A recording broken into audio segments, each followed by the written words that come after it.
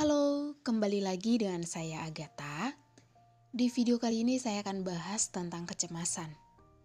Kecemasan itu adalah istilah yang menggambarkan adanya gangguan secara psikologis yang ditandai dengan munculnya rasa takut. Ada rasa takut mendalam karena hasil bermunculannya pengalaman-pengalaman yang mendesak di masa lalu.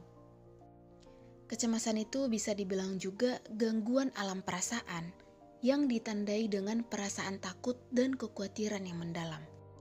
Kepribadiannya sih sebenarnya masih utuh, tapi perilakunya yang dapat terganggu. Meskipun masih dalam batas-batas normal, karena masih bisa membedakan hal yang baik dan buruk, yang boleh atau tidak, dan intinya masih bisa menilai. Kalau disuruh pilih, pasti tidak ada orang yang mau hidup dalam kecemasan, karena kecemasan itu sangat mengganggu dan kadang menyakitkan. Tapi sebenarnya kecemasan itu diperlukan untuk mengingatkan kita bahwasanya ada bahaya dari dalam dan dari luar, sehingga kita dapat bertindak entah itu menghindar, menolak, ataupun menerima. Tetapi apabila tidak dapat dihindari, nah kecemasan ini akan menumpuk dan akhirnya akan mengalami gangguan kepribadian. Secara psikologis, cemas itu termasuk gangguan. Dalam buku PPDGJ 3, Diagnosis Gangguan Jiwa, cemas itu termasuk gangguan. Namanya gangguan kepribadian cemas. Hanya saja, di situ kan tertulis ada 6 ciri yang menandakan seseorang itu termasuk mengalami gangguan kepribadian cemas atau bukan. Ingat ya, paling sedikit 3 dari 6 ciri yang dimaksud kita alami, maka kita boleh dikatakan mengalami gangguan kepribadian cemas. Tapi ingat juga, hanya karena kita mengalami kecemasan, tidak serta-merta kita termasuk ataupun dikategorikan mengalami gangguan. Observasi dulu perilakunya, apakah berulang atau hanya sebentar aja. Karena semua orang pasti pernah merasa cemas. Nah, cemas seperti apa yang dialaminya? Perlu melakukan observasi dan wawancara sebelum menyimpulkan sesuatu. Untuk lebih jelas, bisa langsung ke ahlinya yaitu psikolog. Nah, sejauh ini, menurut kalian, kecemasan itu termasuk negatif bukan? Kecemasan itu tidak selalu buruk loh.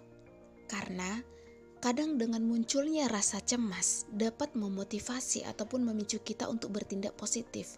Misalnya, cemas ketika akan menghadapi ujian, sehingga kita dapat mempersiapkan diri dengan belajar. Sudah paham belum kira-kira definisi dari kecemasan? Atau justru sekarang sedang mengalami kecemasan? Kecemasan itu tidak muncul tiba-tiba, tanpa alasan. Tapi kecemasan itu muncul karena adanya konflik antara ego dan superego mengenai sistem kontrol atas energi psikis yang ada. Penyebab kecemasan, yang pertama biasanya karena takut ditinggalkan. Yang kedua, tidak siap menghadapi. Takut ditinggalkan itu ada banyak ya contohnya.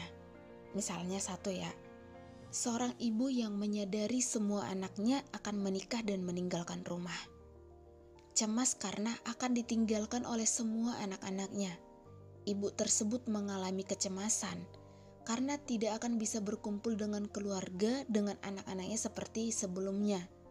Cemas juga karena apakah orang lain mampu menyayangi anak-anaknya seperti dirinya sendiri menyayangi anaknya? Bisa cemas juga karena bagaimana masa depan anaknya setelah dia sudah tiada. Ini contoh kasus aja ya, karena mungkin tidak semua orang tua mengalami hal yang sama. Yang kedua tadi, tidak siap menghadapi. Contohnya itu, merasa cemas karena kehilangan pekerjaan di tengah pandemi COVID. Khawatir akan sesuatu hal ataupun kebiasaan yang baru. Apakah mampu menyesuaikan diri atau tidak? Dalam memulai sesuatu hal yang baru, apakah mampu menyelesaikannya atau tidak? Di tengah pandemi COVID yang sekarang, kita banyak mengalami hal-hal yang baru. Sistem belajar di sekolah, di kampus adalah sistem belajar yang baru. Dalam dunia kerja, rapat melalui Zoom meeting. Harus terbiasa dengan metode yang baru. Yang pemalu harus terbiasa dengan kamera. Ada banyak hal baru yang kita alami dan pelajari di tengah pandemi COVID. termasuk juga yang diharapkan. Misalnya, kapan keadaan kembali normal, bebas kumpul dengan keluarga setiap hari besar Lebaran, Natal, Imlek, bebas liburan kemana saja tanpa harus PCR. Di awal, sempat saya singgung penyebab kecemasan karena adanya konflik antara id, ego, dan superego. Sebenarnya, saya sudah pernah bahas ini di video sebelumnya. Tapi baiklah, saya akan bahas secara garis besarnya ya. Kenapa ini penting untuk dibahas? Karena akan ada hubungannya dengan proses munculnya kecemasan-kecemasan tersebut. Yang pertama, id. Id itu naluri ataupun insting bawaan.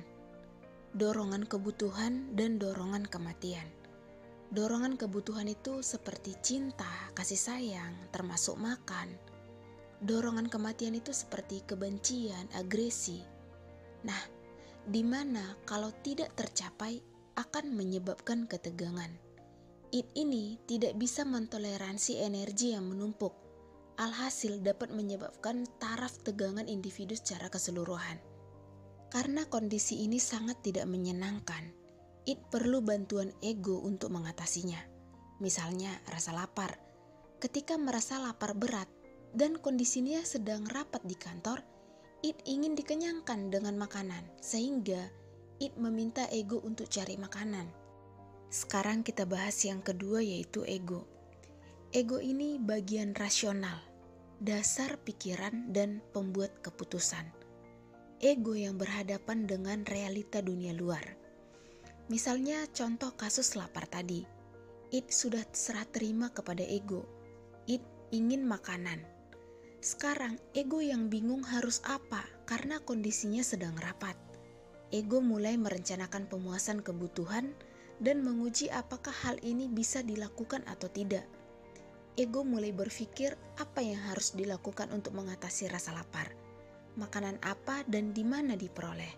Nah, karena kondisi masih rapat, ego memilih menahan rasa lapar, menahan permintaan id hingga rapat selesai.